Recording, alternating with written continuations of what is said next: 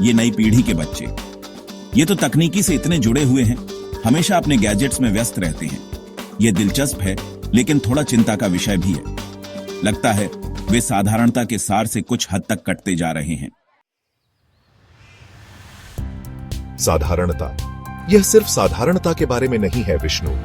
ये नए क्षेत्र की खोज कर रहे हैं, लगातार सीख रहे हैं, अनुकूलित हो रहे हैं और सीमाओं को चुनौती दे रहे हैं। हमने भी अपने समय में ऐसा ही किया था। सच है, दुनिया बदल रही है और उनके मन भी बदलने चाहिए, लेकिन संतुलन की कमी है। उन्हें ज्ञान और बुद्धिमत्ता, डिजिटल दुनिया और आध्यात्मिक दुनिया के बीच संतुलन समझना होगा। ज्ञान की प्यास है, लेकिन उन्हें ध्यान केंद्रित करना सीखना होगा, अपनी आंतरिक आवाज को सुनना होगा। भटकाव बहुत हैं, लेकिन उनकी क्षमता अनंत है। उन्हें मार्गदर्शन की आवश्यकता है, हाँ, लेकिन हमें उनकी रचनात्मकता और नए सोचने के तरीके का भी उत्सव मनाना चाहिए। यह पुरानी और नई के बीच संतुलन पाने के बारे में है। बिल्कुल, जैसे बांसुरी या ब्रह्मांड का संगीत है। अगर वे गहरे से सुनना सीखें तो वे कुछ अद्भुत रचनाएं कर सकते हैं। हम उन्हें बुद्धिमत्ता से मार्गदर्शन देंगे, लेकिन साथ ही उन्हें अपने तरीके से दुनिया को आकार देने की जगह भी देंगे। सच है, दुनिया को पुरानी ज्ञान और नई दृष्टि दोनों की आवश्यकता है। देवता सहमति में सिर हिलाते हैं और एक शांति और समझ का एहसास वातावरण में फैलता है। जो दुनिया अब वे रहते हैं वह हमसे बहुत अलग है, लेकिन उनकी आत्मा, उनका सच्चा स्वभाव वही रहता है। बस वे अपनी अभिव्यक्ति के लिए जो माध्यम चुनते हैं वही बदल गया है।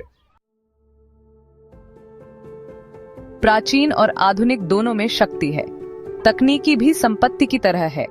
जब इसका उपयोग समझदारी से किया जाए तो यह समृद्धि ला सकती है, लेकिन इसके लिए विवेक की आवश्यकता होती है।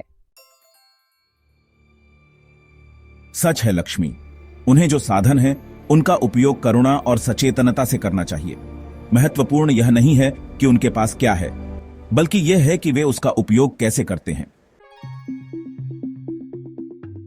हम उन्हें हर चुनौती से बचा नहीं सकते। दुनिया को उनका गुरु बनना होगा, लेकिन जब वे हमें पुकारेंगे, हम उनका मार्गदर्शन देने के लिए हमेशा तैयार रहेंगे। वे कलाकार, दार्शनिक और वैज्ञानिक सभी एक साथ हैं। उन्हें एक ही मार्ग से बंधकर नहीं रहना चाहिए। डिजिटल युग उन्हें अपने भविष्य को आकार देने के लिए एक कैनवास प्रदान करता है। सच है सरस्वती, ये जैसे एक नई कहानी की शुरुआत है। उनके हाथ में कलम है और भले ही लिपि अनजानी हो, यात्रा उन्हें खुद तय करनी है। रचनात्मकता का नृत्य हमेशा बदलता रहता है, जैसे लहरें, और लहरों की तरह उन्हें बहना सीखना होगा। बदलाव की लहरों के साथ अनुकूलित होना और फिर भी अपनी आंतरिक सच्चाई से जुड़ा रहना। अंत में उन्हें अपना धर्म, अपना उद्देश्य खोजने की आवश्यकता है, लेकिन हम यहां हैं। जब भी वे हमें पुकारेंगे, हम उनका मार्गदर्शन करने के लिए तैयार रहेंगे। देवता शांतिपूर्वक विचार करते हैं, यह जानते हुए कि नई पीढ़ी अपनी अनूठी राह पर चलेगी, जो प्राचीन ज्ञान और उज्जवल भविष्य से मार्गदर्शित होगी।